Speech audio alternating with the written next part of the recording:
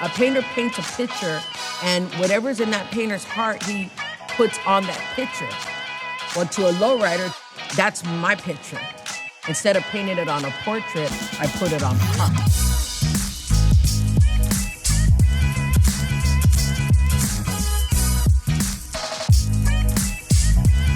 Growing up in Castroville, where I'm from, a lot of people had lowriders. I was always around it. I've always been around it, helping out lowrider clubs with the raffle, with their sign-up sheets. I never thought I'd have a lowrider until there was a friend of mine who he told me, he says, you know what? You get your car and I'll buy your plaque for you.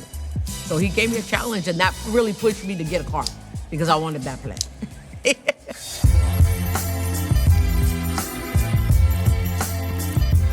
I have a 1965 Buick Wildcat. Her color is sunset gold. She has pinstripe, and she has a shimmer flake.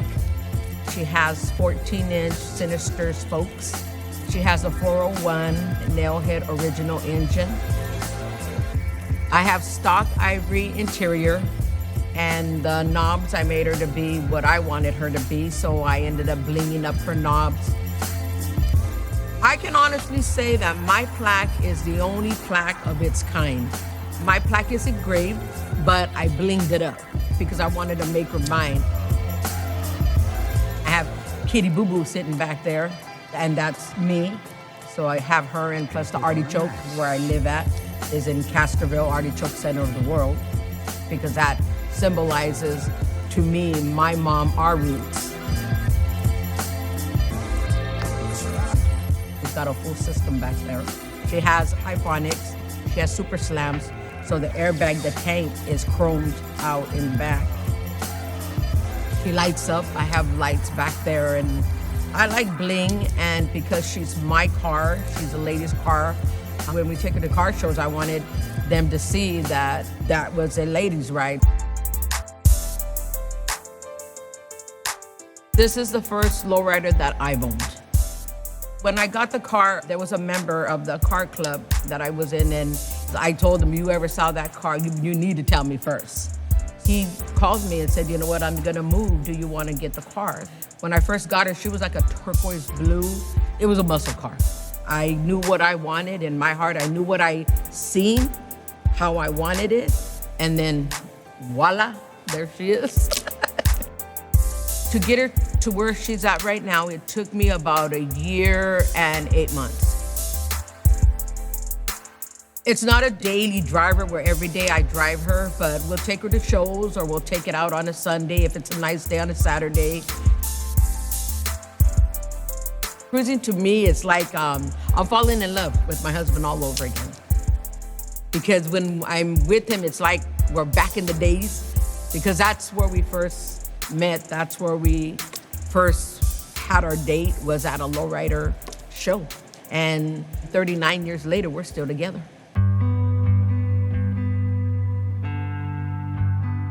I grew up in Castroville. Castroville is a small little town. Everybody's related, and if you're not related, you're married to somebody who's related. Castroville is known for artichokes. There's artichokes all the way around us. My mom had 11 kids. I have 7 sisters, and I have 4 brothers, and I'm number 6. Growing up in the big family, we had a lot of fun times. We got in trouble a lot. Back then you got the chancla thrown at you for things that you did, and my mom, she struggled at times, not making ends meet. She had her husband, we call him Pops. He had his hard time, but yet he took a woman who had all these kids that weren't his, and he treated us like if we were his own. My dad was killed just before my 9th birthday, so I have no memory of my dad. I have nothing.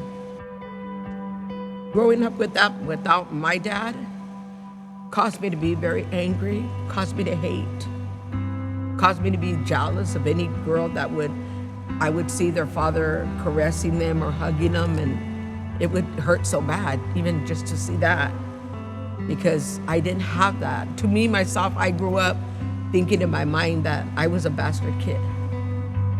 So it caused me to do a lot of things that I was locked up all the time. And I didn't care. I didn't care about anything or anybody or nothing. Nothing mattered to me at all.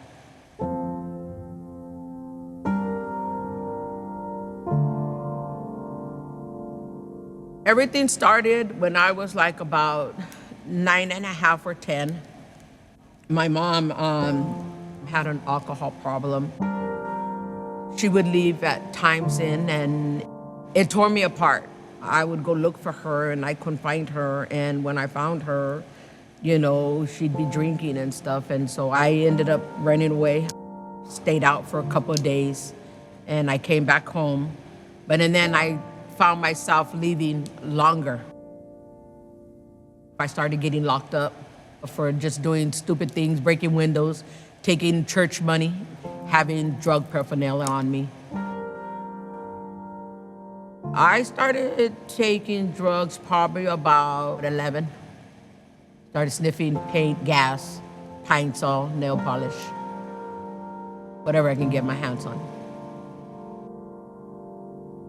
In 1979, I knew my husband, well, my husband now, but back then we were just best of friends, and we ended up going out.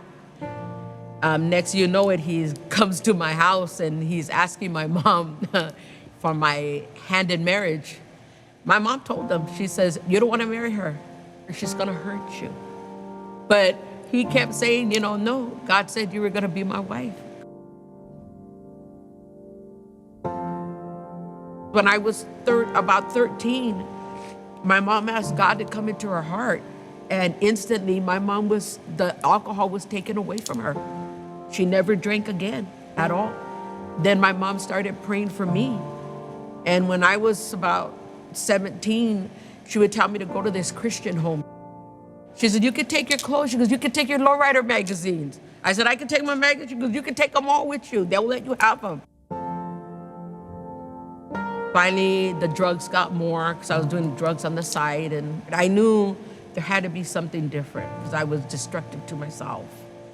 When I was on the bus, there was a white piece of paper, as white like this, that I've never seen before. And I looked on the ground, I picked it up to kill some time, and it said, "For you have not chosen me, but I have chosen you, that you may go and bring forth fruit. And anything you ask of the Father in my name, it will be given to you."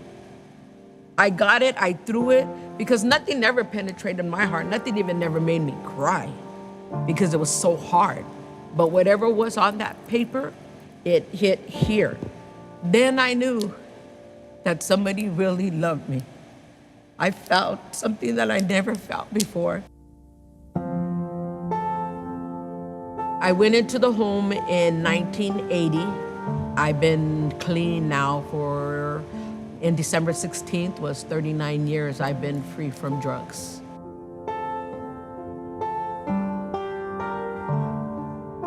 Last year, my mom was gonna have surgery, and there was never any indication that she wasn't gonna make it. And she ended up passing away.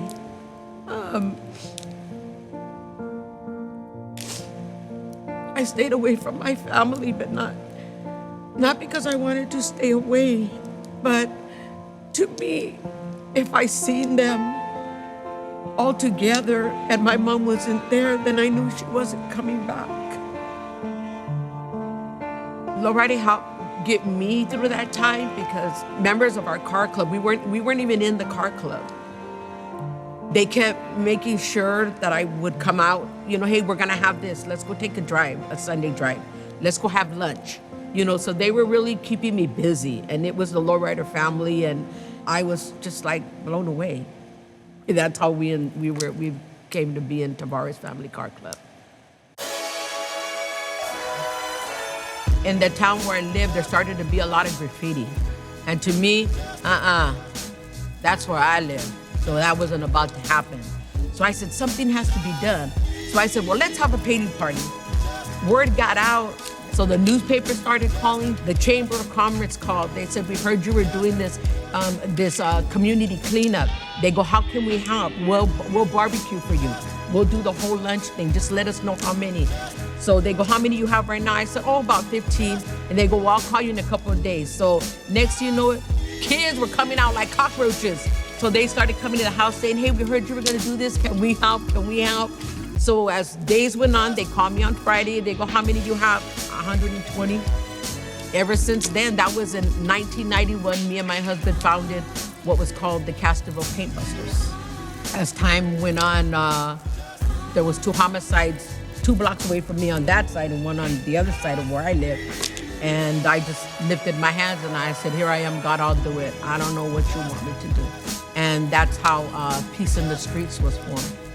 The group that I work with are mothers that have lost their kids and also parents that have their kids locked up. And the reason for Peace in the Streets is to bring in law enforcement, to bring in community, to bring in business owners, and to bring in dignitaries to work as one in unity. Doing community work and knowing all the people, and the new county supervisor, he asked me, what do you want to do? I said, well, I don't know nothing but probation. Being on probation for 9 years, I go, they said if I pass my GED, that he will give me a job. I went to go do the test to see what your level was. And not something I'm proud about, but I tested at 3rd grade level. And the lady said, it's gonna take you 2 years. And I said, when is your next graduating class? And she says, in May, 6 months. And I said, I will be at that graduation class. The kids, the high at-risk kids that I was working with, because I was forever telling them to do homework, they knew now that I was gonna go to school. So now they're saying, no, you need to do your homework. So it was the other way around. We were all doing our homework together.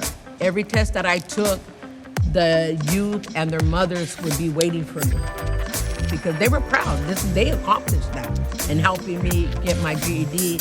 In my graduation, there was so many youth there and their parents, but there was also 2 judges, 2 county supervisors, and the chief of probation department was there.